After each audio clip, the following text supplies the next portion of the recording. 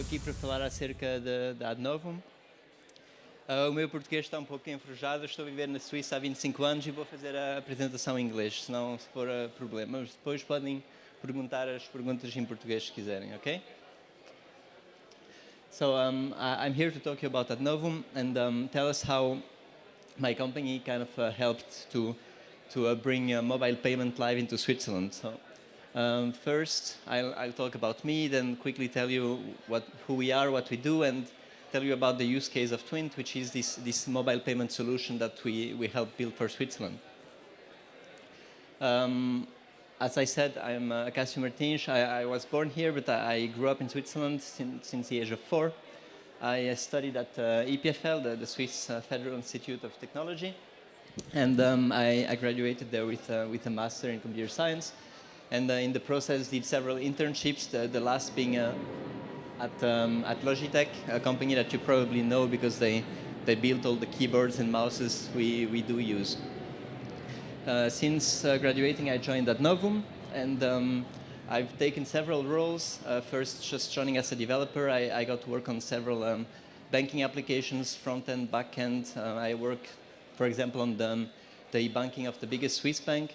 And then I decided to switch focus to mobile development because that's what I like to do the most. And I've been doing iOS native development for the last 3 years, I think. And within mobile development, I got to work on smaller projects and then joined this Twint initiative, where I was at the end the lead developer for iOS for more than 1.5 years. Who is ADNovum? Probably you never heard about it, but I hope you will. We are a Swiss company with more than 600 employees scattered all around the world. We have offices in Switzerland, Hungary, Singapore, Vietnam, and now in Lisbon since something like 6 months. And we are growing here. We are at 12 employees at the moment. Here the goal for the location is that we help build the applications for the Swiss customers. And we have teams here that are capable of doing development, and also we would like to be able to do testing here. So now let me tell you about this project, and I'll tell you it like kind of a story, if you don't mind. So it all kind of started with the head of one of our offices, the one in Bern. He used to work at this Post Finance, which is like one of the 3 bigger banks in Switzerland. And he sat together with one of his friends still working there, and they were discussing this idea of having a wallet, but all in your pocket, in your phone. So basically no need to carry money, credit cards, to carry all the loyalty cards from all the shops, you know. And the idea kind of felt nice, and the bank decided to go for it. But you know, banks, they have processes, they have lots of frameworks and things in place, so they decided that the way for them to be able to bring this live and in an efficient and fast way, it would be to create a startup out of it. So that's what I did. They created Twint, a startup with a few employees only, and that's where we come into play as the technological partner to build this solution, because obviously a startup doesn't have all the skills, the technical skills, and the power needed to bring this live. And we were from day one, from sketching the idea to then bringing it live, operating it, and supporting it also for end customers. We were there for them. And the solution, if you look at it, it looks very easy, right? So you just have mobile applications. We built for iOS and Android native applications, and quite a few backend services, and it allows you to send and receive money among your friends, and also to pay at the point of sale. So the thing here is a beacon, so that relies on Bluetooth low energy, and they installed this actually at all the cashiers in one of the biggest Swiss retailers, and it allows you to pay using Bluetooth. So probably you'll ask, why no NFC? The thing is, at the time when the project started in Switzerland, we had the market share of over 70% of iOS users. And as you maybe know, Apple is not so keen on opening the NFC APIs for emulating cards. So it was actually not feasible, and you cannot just discard 70% of your potential customers. So we did rely on Bluetooth for that. And what's actually quite interesting and fun, at the same time when we were building this, another very big bank approached us and says, oh, look, we have this idea of an app where you could send money to your friends and receive money and even possibly pay. And that was a competing product called PayMit.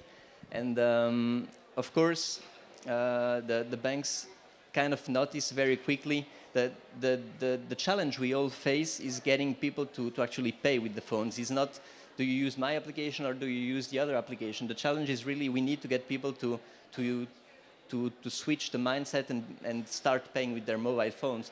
So they also noticed Switzerland is quite a small country, so let's join forces, and they merged the two products.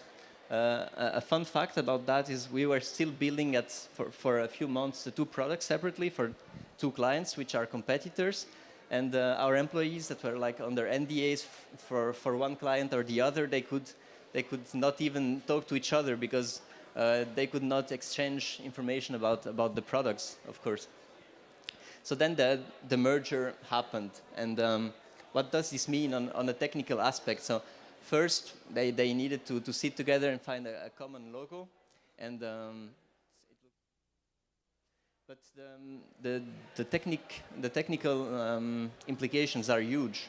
As you can imagine, we just went from a model where you have one entity doing everything to having to deal with all the major banks in Switzerland. And what this leads to, it leads to having to make modules out of those backend services. It leads to having to agree on interfaces between all those partners. And for us, in my team, it led to having to actually extract all the main features of the application into a framework that we could provide to the other banks for them to just kind of build a UI on top of the application and don't have to care about all the business aspects, namely what needs to happen in the backend when I want to send money to my friend.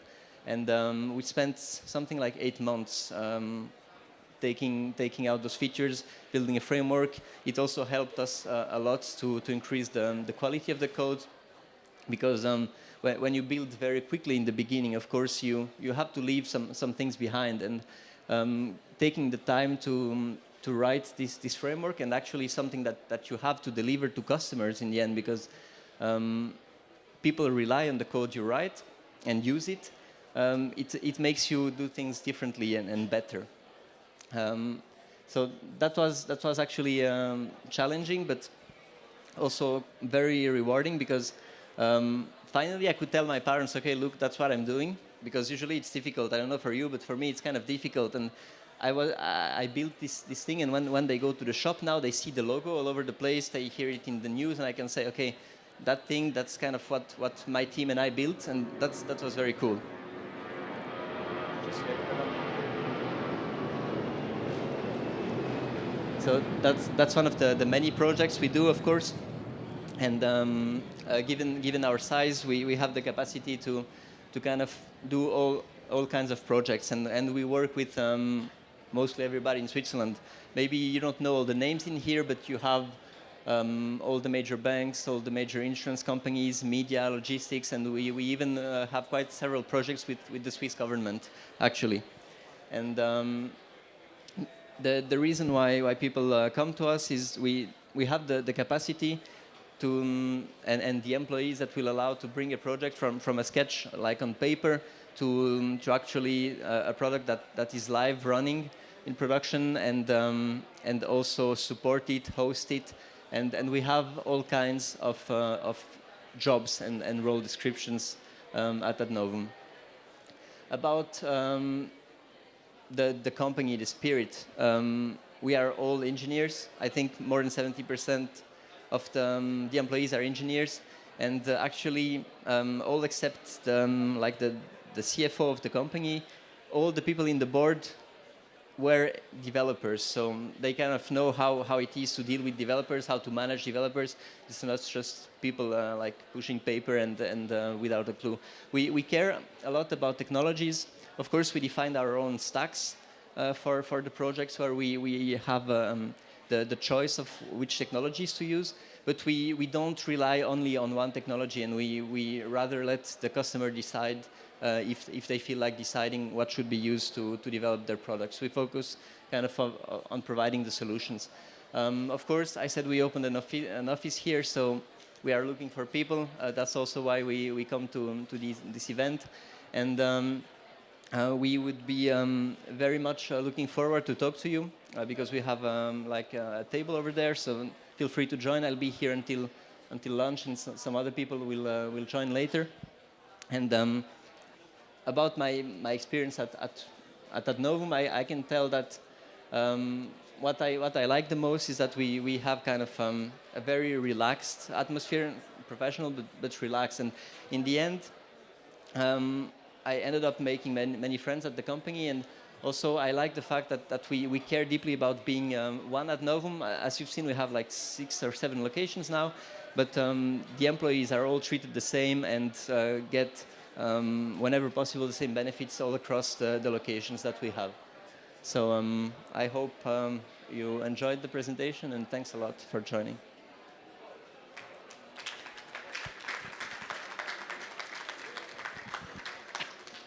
Any questions?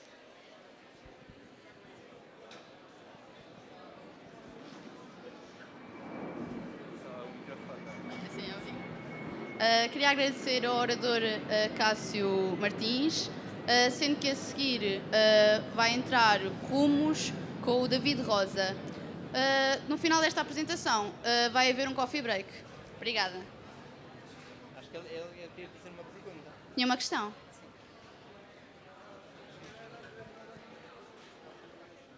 Pois.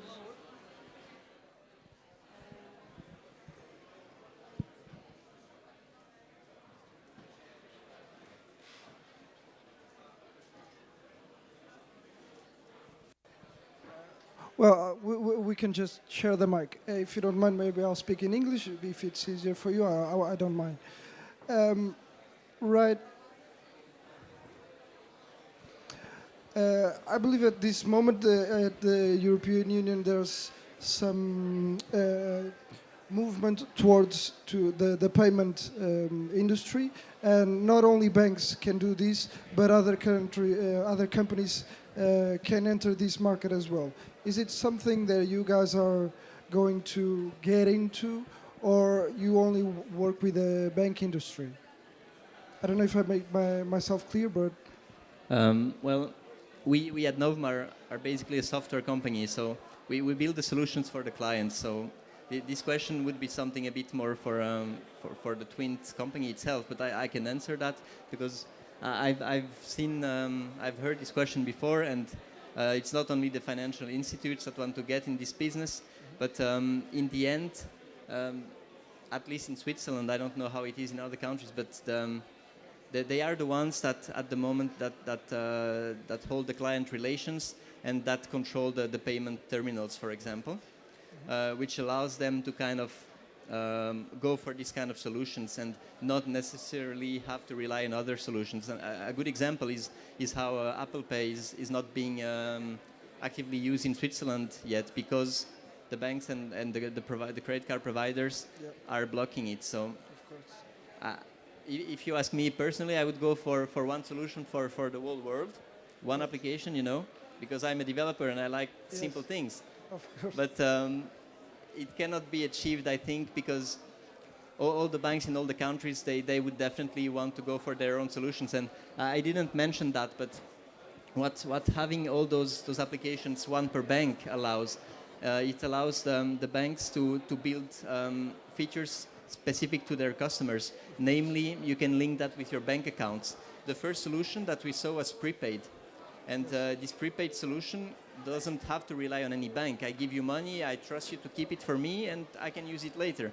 But with the other solutions, people could link directly to their bank accounts, and it made it a lot easier for the acceptance of the solution.